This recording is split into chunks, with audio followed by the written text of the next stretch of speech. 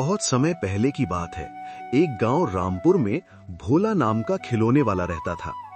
वो बाजार में अच्छे खिलौने बेचा करता था। अच्छे खिलौने होने के कारण सब उससे खिलौने खरीदते थे। उस गांव में एक और खिलौने वाला था। उसका नाम था रामू। वो भोला से बहुत जलता था। वो यही सोचता था कि कैसे भोला को परेशान किया जाए, लेकिन रामू हमेशा असफल रहता था। रामू भोला को खिलौने बेचते हुए देखता रहता था। पापा खिलौने, पापा खिलौने। भैया, वो लाल रंग का खिलौना देना मेरे बच्चे को। ये लो बेटा, ये लो। मुझे वो नीले रंग की गाड़ी दे दो अंकल। अरे ये क्या, इतनी भीड़ लगाकर खड़े हैं पर फिर भी मुझसे कोई खिलौने खरीदने नहीं आ रहा है। ले लो, रंग बिरंगे खिलौने ले लो। मैं खिलौने बेचता हूँ, कबाड़ नहीं। दाम कम, खिलौना अच्छा। एक बार खरीदने के बाद चले सालों साल। अरे ये क्या, बाजार में किसी ने इस तरफ मुड़कर नहीं देखा। लगता है सब के सब बहरे हो गए हैं। लगता है कुछ ना कुछ गड़बड़ है। भोला के पास ही जाकर देखता हूँ, वहीं पर ज्यादा बच्चे हैं।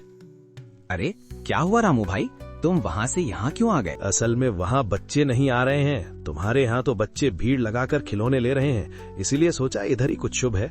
अरे अरे रामू भाई, ऐसा कुछ नहीं है। असल में बात ये है, लोग पैसा देकर अच्छा सामान खरीदते हैं। तुम भी अच्छे खिलौने दो तो बच्चे भी तुम्हारे पास भीड़ लगाकर खिलौने खरीदेंगे। हाँ बेटा, तुम्हें कौन सा खिलौना चाहिए? अंकल, वो हरा माला। देखो रामू भाई, मैं सबको अच्छे खिलौने ही बेचता हूँ। हाँ, लेकिन मुझे थोड़ा कम लाभ होता है, लेकिन ज्यादा लाभ के चक्कर में कहीं कुछ भी ना मिले। बड़ा ज्ञान देने वाला, रुक तेरा ज्ञान निकालता हूँ। जैसी तुम्हारी मर्जी भोला। फिर ये मत कहना रामू ने मेरे ग्राहक छीन लिए। नहीं रामू भाई, नहीं, कोई किसी का भाग्य नहीं छीन सकता। तुम निश्चिंत रहो। दोनों ने अपनी अपनी जगह बदल ली।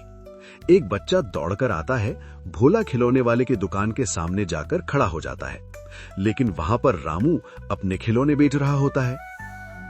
बेटा, तुम्हें खिलौना चाहिए ना, बताओ कौन सा? अंकल, वो भोला अंकल कहाँ है? मैं उन्हीं से खिलौना लेता हूँ। रामू भोला की ओर इशारा करते हुए बच्चे को बताता है। बच्चा दौड़कर भोला के पास जाता है। अगला दिन चिंता में घूमते हुए भोला खिलौने वाले के घर जाता है। तभी वो देखता है कि भोला अपने खिलौने बेचने के लिए तैयार कर रहा होता है, और तभी भोला खिलौने वाला किसी काम से बाहर जाता है और रामू चुपके से उसके घर में घुस जाता है।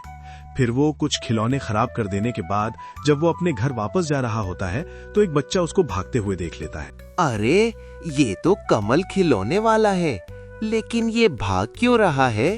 अंकल, मुझे वो हाथी देना। अरे अंकल, इस हाथी का तो पैर टूटा हुआ है। अरे भोला, ये क्या, टूटे हुए खिलौने दे रहे हो बच्चे को? मैं तुम्हारे पास से खिलौने नहीं लूंगा। भोला अंकल, आप मुझे टूटे हुए खिलौने दे रहे हो। रामू आवाज लगाते हुए बोला। आइए आइए आइए, रंग बिरंगे खिलौने, मजबूत खिलौने, अच्छे खिलौने, बिना टूटे हुए खिलौने मिलेंगे मेरे पास। आइए, इधर आइए। अगले दिन भोला खिलौने वाला सभी खिलौने अच्छे से पैक करने के बाद चारों तरफ अच्छे से देखकर तौलिया लेकर नहाने चला जाता है। उसके बाद रामू भोला के खिलौने वाली जगह पर आया और रामू ने पहले की तरह भोला के खिलौने खराब कर दिए।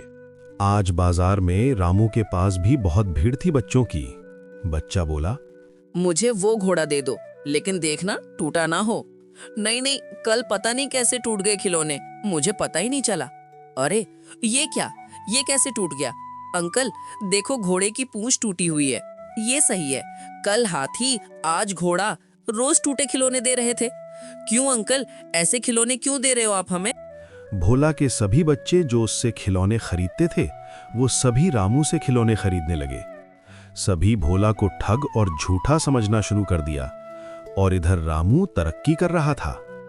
ये सब देखकर भोला चौंक गया, और भोला खिलौने वाला मन ही मन सोचने लगा, ये रामू का ही काम है, लेकिन साबित नहीं कर पाऊंगा। अगर मैं सच्चा हूँ तो एक दिन सच सबको जरूर पता चल जाएगा। रामू खिलौने वाला इसी मौके की तलाश में था कि वो कब मिट्टी के खिलौने बिना पकाए उन पर रंग करके बेचने लगा और लोगों को ठगने लगा और बच्चों को पागल बनाने लगा। अगले दिन हंसते हुए रामू खिलौने वाला अपने घर। अरे सुनती हो, कहाँ हो? खिलौनों को अच्छे से रंग करो, मैं बाजार जा रहा हूँ किसी काम से। आज तो मैं बाजार में अकेले ही खिलौने बेचूंगा। अच्छा सुनो, आज अगर सारे खिलौने बिक गए ना, तो कल हम और ज्यादा खिलौनों पर रंग करेंगे। ज्यादा गड़बड़ के चक्कर में पकड़ में मत आ जाइएगा। तुमने मुझे कच्चा खिलाड़ी समझा है क्या? हम खिलौनों पर ऐसे रंग करेंगे कि ना किसी को नहीं पता चलेगा कि खिलौना कच्चा है क्या पक्का है, कोई समझ ही नहीं पाएगा और मुझे लाभ ही लाभ होगा। अच्छा जी, फिर तो आप सुनार से कहकर मेरे लिए एक नया हार बनवा देंगे? बताइए ना। बनवा दूंगा, तुम थोड़ा सब्र रखो, समझ गई? रामू की पत्नी गीता ने खिलौनों पर अच्छे से रंग किया। उसके बाद रामू खिलौने लेकर बाजार की ओर जाने लगा। रास्ते में रामू को भोला मिला। अरे भोला, बाजार नहीं जाओगे?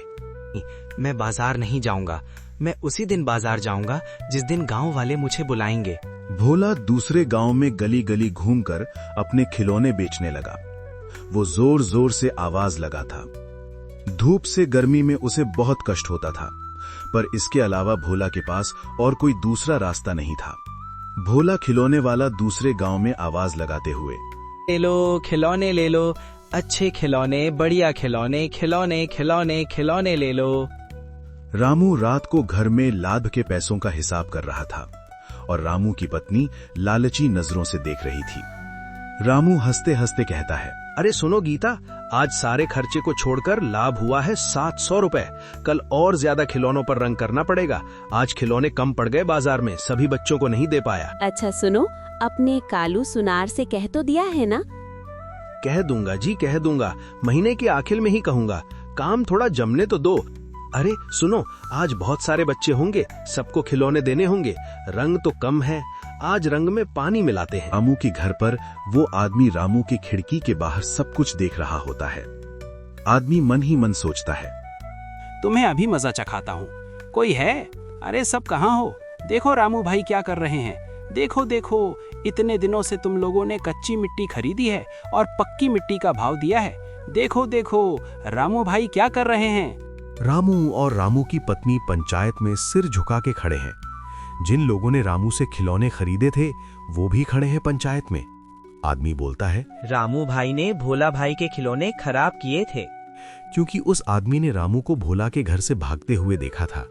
छी रामू छी, बच्चों के खिलौनों में मिलावट करता है।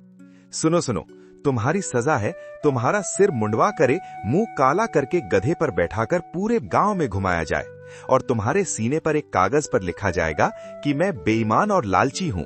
और भोला को खबर भिजवाओ, कल से वो बाजार में खिलौने बेचने के लिए आ सकता है।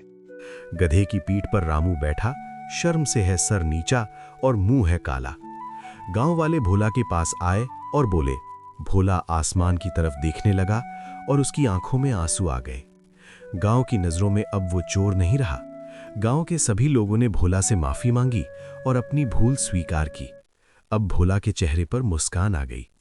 जो सच्चा है उसकी विजय जरूर होती है।